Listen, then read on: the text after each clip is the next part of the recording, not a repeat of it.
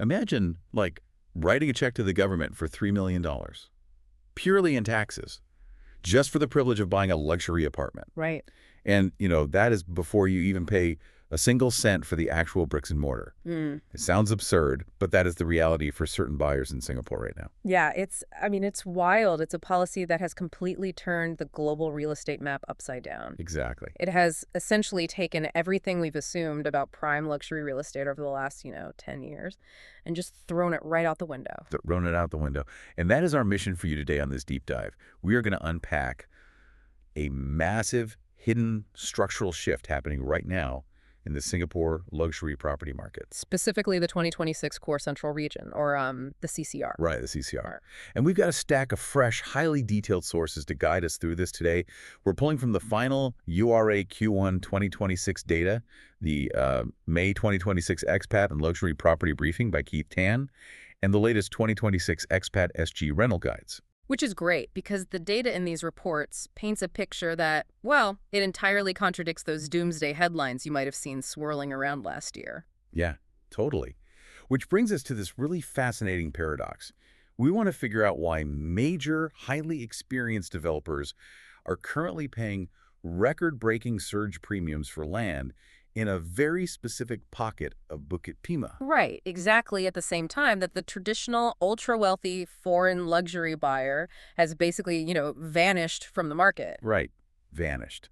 So to help connect the dots between these bizarre price rebounds, a 30-year low in pricing gaps, and a total reset of the expat rental market, our expert guide is here to break it all down. I am so excited for this. It's fantastic to be digging into this with you, because to understand the mechanics of what's happening on the ground in 2026, we have to look past the superficial numbers. Right. We have to look at the people. Exactly. We have to understand the behavioral psychology of the buyers that actually remain. Okay, let's unpack this, because the macro context here is just wild.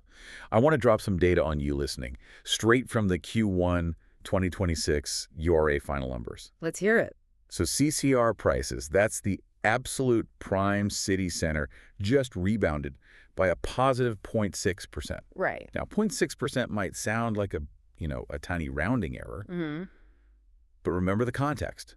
Back in Q4 of 2025, there was a scare 3.5% drop. Yeah, people were definitely panicking. They really were. They thought the luxury market was going off a cliff. But this new data proves that the Q4 drop was just a temporary correction. It wasn't a structural crash. No, not at all. But the real jaw-dropper, the thing that really caught my eye in these sources, is the price gap between different tiers of housing. Oh, absolutely. That narrowing gap is the underlying engine driving this entire market shift. It's like, okay, imagine finding out first-class plane tickets are suddenly priced only 10% more than premium economy. Right, yeah. You'd sit there and think, well, why wouldn't I just upgrade? You'd be crazy not to.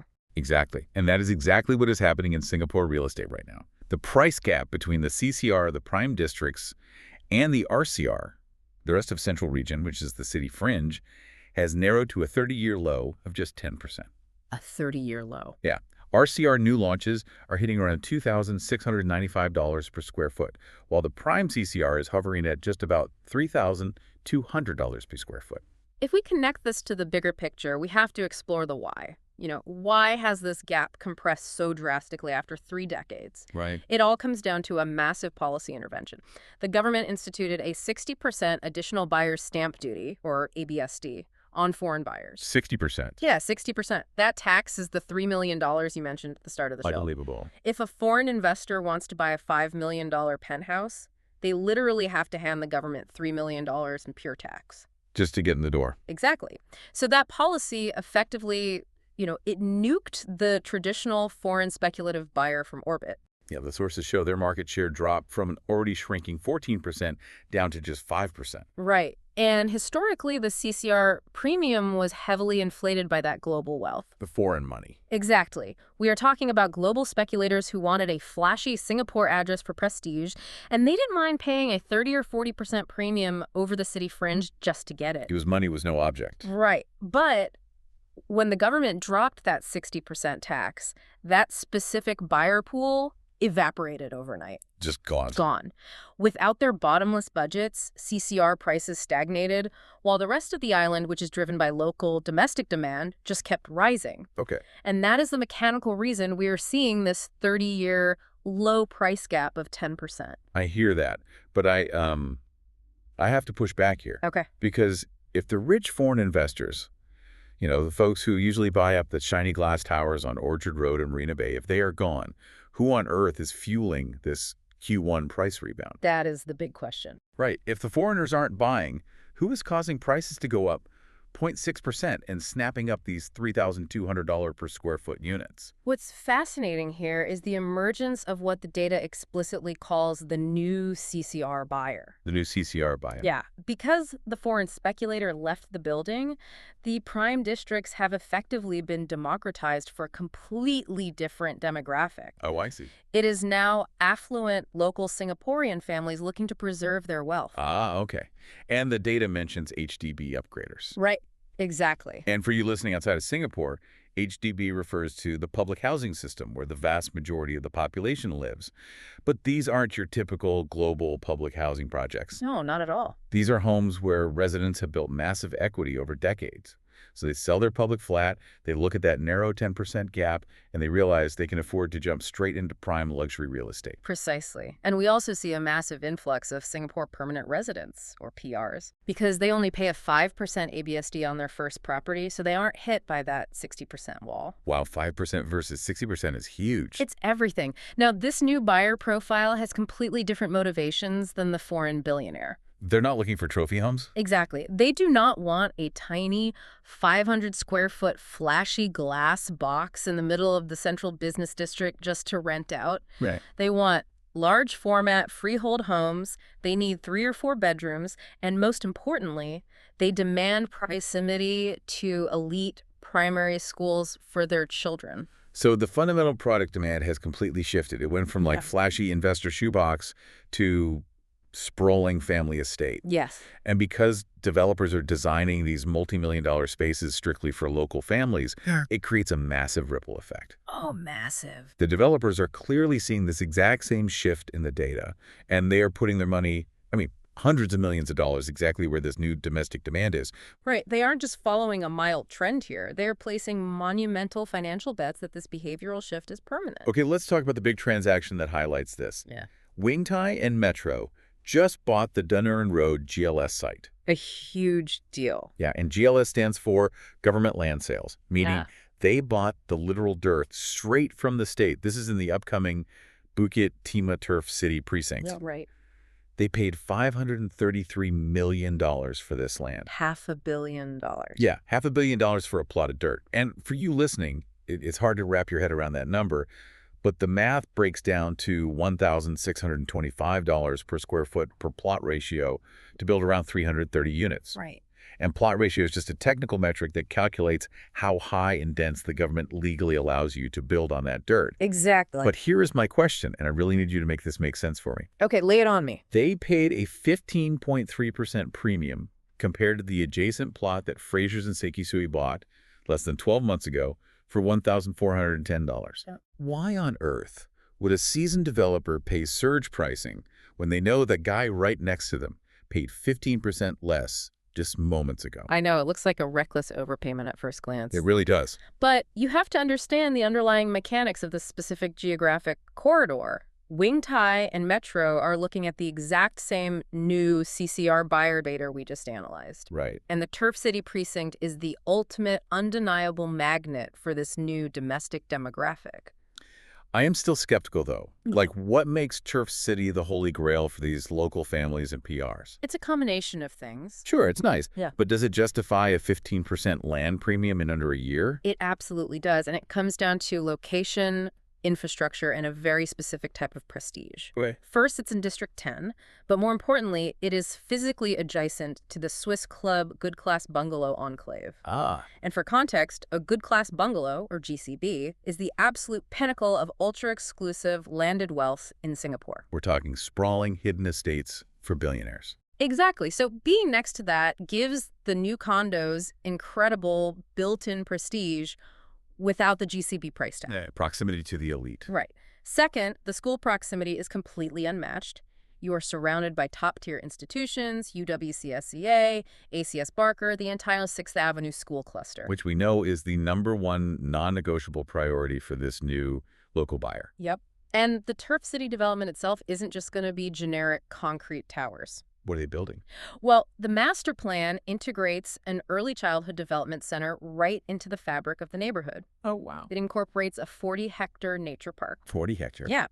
It is intentionally designed to be a car-light walkable community with direct access to the 6th Avenue MRT today and the future Turf City MRT station coming online in 2032. Okay, I still want to push on this. A nature park and a future MRT station 5 years from now are great, but are we really saying a local family is going to absorb that 15% premium the developer just paid? Yes. Because when you look at the raw numbers on the projected launch price, the math works out perfectly. Really? Yeah. Analysts estimate this Turf City site will launch in the second half of 2027 at between $3,000 to $3,300 per square foot. Okay. In the context of District 10 real estate, that sits perfectly in the bracket of accessible luxury for a successful, dual-income local family or an established expat PR. So they aren't guessing. No, Wing Tai paid that 15.3% premium because they know they have a captive, highly capitalized domestic audience, an audience that values green space and schools over everything else, and who are currently sitting on a lot of equity from their previous homes. I mean, accessible luxury is such a wild concept to think about when we are talking about $3.6 to $4.6 million for a 3-bedroom apartment. Right. Accessible is relative here. But you're right, it is domestically justified. It's not priced for a foreign billionaire looking for a trophy to leave empty. It's priced for a family who intends to live there for the next 20 years. But here's the thing. Because developers are designing these spaces strictly for local buyers, the foreign expats on temporary visas are essentially locked out of buying. Completely locked out. Because if you are a foreigner on an employment pass without permanent residency, you are staring down the barrel of that 60% ABSD tax. Yeah, which no one is paying. Right. So practically speaking, you are forced into the rental market. The rental market becomes their only viable option to live in the city. Well, here's where it gets really interesting. I love this part. If we look at the expat rental market, there has been a massive tectonic shift in power. Yeah, completely. Let's pull the numbers from the 2026 Expat SG Guide. The days of those desperate pandemic-era bidding wars from 2023, where people were renting apartments sight unseen, those days are completely over. Long gone. A premium 3-bedroom CCR condo has dropped from a peak of $13,000 a month down to $10,500 a month. That is a huge drop. 1-bedrooms are down to $4,500, and 2-bedrooms are hovering at $7,200. It is a total recalibration of the market. The power dynamic has entirely flipped from the landlord right back to the tenant. So walk us through the mechanics of this. Why the sudden drop? Where did all the landlord's power go? Well, we have a collision of two main factors, a surge in supply and localized corporate restructuring. Okay, break it down. On the supply side, a massive wave of new condo completions from the delayed 2024 and 2025 pipelines finally hit the market. Oh, so all those delayed COVID projects are finally done. Exactly. There are simply more physical keys available right now. And then on the demand side, we've seen specific corporate tech retrenchments. Right. The sources mention Amazon winding down its fresh grocery delivery service in Singapore, for example. Yeah, I read that, but they cut less than 10% of that specific workforce. Right. That sounds incredibly small, though. How does losing a tiny fraction of a grocery delivery workforce crash the entire luxury rental market? It's because of who those specific people are. What do you mean? Every time a senior tech leader or a regional director or a high-level finance executive is relocated or retrenched, that immediately removes a $10,000 to $15,000 a month rental budget from the localized demand pool. Oh, I see. The luxury market is very thin at the very top. You don't need to lose 10,000 expats to feel a shockwave. Losing just a few hundred high-budget renters leaves a massive vacuum. Right. So when you increase the supply of housing and simultaneously shrink that very specific pool of highly paid expats, the market transforms. It goes from a landlord's dictatorship right into a tenant's negotiation table. I love that visual, tenant's negotiation table. Yeah. So what are these expat tenants actually doing with this newfound leverage? How are they behaving differently now that they aren't, desperate just to find a roof over their heads? This is where we see a behavioral shift that perfectly mirrors what local families are doing in Turf City. Really? Yeah. Expats are fundamentally changing how and where they want to live. They are actively abandoning the loud, highly dense, one-bedder lifestyle in the central business district. They are done with the concrete jungle. Completely done. They were demanding space. Right. A spare room is no longer seen as a luxury, you know. It is a functional necessity for hybrid and remote work. Definitely. And they want proximity to international schools for their kids. So they are migrating outward from the core. They are targeting the RCR, or they are hunting in these green corridors, places like Holland Village, and yes, Bukit Timah. Wow. It is all connected. It really is. The local buyers want Turf City for the schools and the green space, and the renting expats want the exact same thing for the exact same reasons. Yeah, exactly. So when these expats sit down at the negotiation table with a landlord today, what are they actually asking for? Well, because landlords with aging units, especially those stuck in the pure CBD, are facing extended vacancies, the tenants hold all the cards. Right. They are securing 2-year lock-ins at these newly reduced current rates to mathematically protect themselves from future rent hikes. Right. They are demanding minor furnishing upgrades before signing. Yeah. Yeah. And in some cases, they are negotiating a rent-free first month or reduced security deposits. Wait, so they are going in and asking the landlord to buy them a new couch and give them a free month of rent. Yep. How does the landlord ever agree to that? It comes down to pure financial logic and yield math. Okay, walk me through the math. Think about the mechanics for a second. If you are a landlord asking $10,000 a month and your unit sits empty for 3 months while you wait for a desperate tenant, Right. you have just lost $30,000 in yield that you will never, ever recover. Wow. Yeah. It is mathematically far cheaper for that landlord to spend $2,000 on a new couch and offer 1 month free just to get a reliable tenant locked in and paying immediately. That makes perfect sense when you break down the math like that. Yeah. It's crazy, though. 3 years ago, people were offering 6 months of rent in advance just to secure a viewing, and now they're auditing the landlord's furniture. Total 180. It just shows how violently the mechanics of real estate can shift when policy and macroeconomic factors align. Absolutely. So what does this all mean for you, the listener? Let's synthesize this deep dive. Let's do it. The narrative you might have heard in the news that the Singapore luxury market is crashing because of massive taxes is just flat out wrong. Wrong. It is not crashing, it is evolving. The government's 60% tax did exactly what it was designed to do. It surgically removed the foreign speculator. Right. And in doing so, it has democratized the core central region for the local upgrader. It closed that 30-year price gap, and it created a rare window of opportunity for domestic wealth to reshape the city. Exactly. And it completely validated major developers like Tai and Metro, placing massive $500 million bets on green, family-centric corridors like Bukit Timah Turf City. They aren't guessing. No, they know exactly who their buyer is now. And on the flip side, the supply influx has finally given the renting expat room to breathe, negotiate, and actually choose a lifestyle, rather than just accepting whatever concrete box happens to be available. If we connect all of this to the bigger picture, it raises a really important question for you to ponder. Okay. A truly fascinating paradox for the future of urban planning. Give it to us. If the premium we associate with prime real estate is now being driven entirely by domestic lifestyle factors, things like proximity to primary schools, access to 40-hectare nature parks, and large family layouts, rather than pure global financial prestige, what is going to happen to all those aging, leasehold, shoebox condos sitting right in the middle of the CBD? Oh, wow. Right. If no one wants to raise a family or work remotely in a 500-square-foot glass box on Orchard Road, could the very heart of the city eventually become the suburbs of luxury? Oh, wow. The heart of the city becoming the suburbs of luxury. That is a brilliant thought to leave on. It's a very real possibility. And think about that upside-down map we talked about at the very beginning of the show.